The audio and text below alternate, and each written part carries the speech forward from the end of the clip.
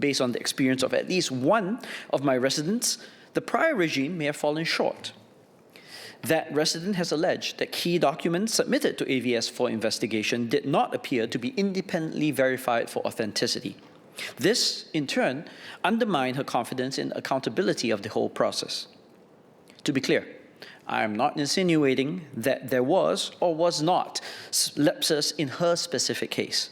However, I'm sure that all in this House would agree that public trust and confidence in procedure is of utmost importance. To clarify with Member Associate Professor Jamus Lim with regards to the statements he made earlier on about Part 5 of the bill, I quote that the member had said that based on the experience of at least one of my residents, the prior regime may have fallen short, and that the resident had alleged that the key documents submitted to AVS for investigation did not appear to be independently verified for authenticity. This in turn undermined her confidence in the accountability of the whole process. This is important clarification because it also calls into question the standard of the AVS and our officers.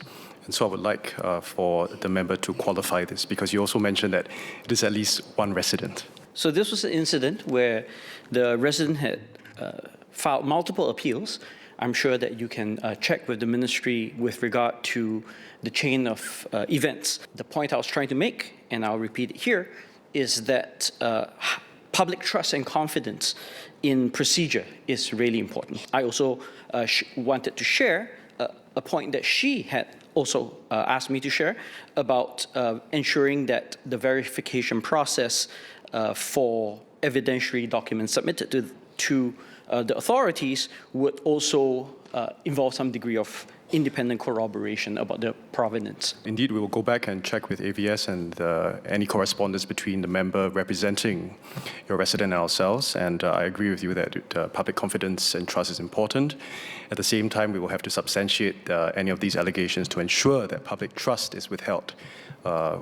Of course, with AVS as well as other public institutions. I was not taking a position on whether that questioned the professionalism of AVS, but rather representing her sentiments, which, as I mentioned in my speech, when you are a grieving parent to a fur baby, you might understandably be aggrieved and wish to look for an outlet.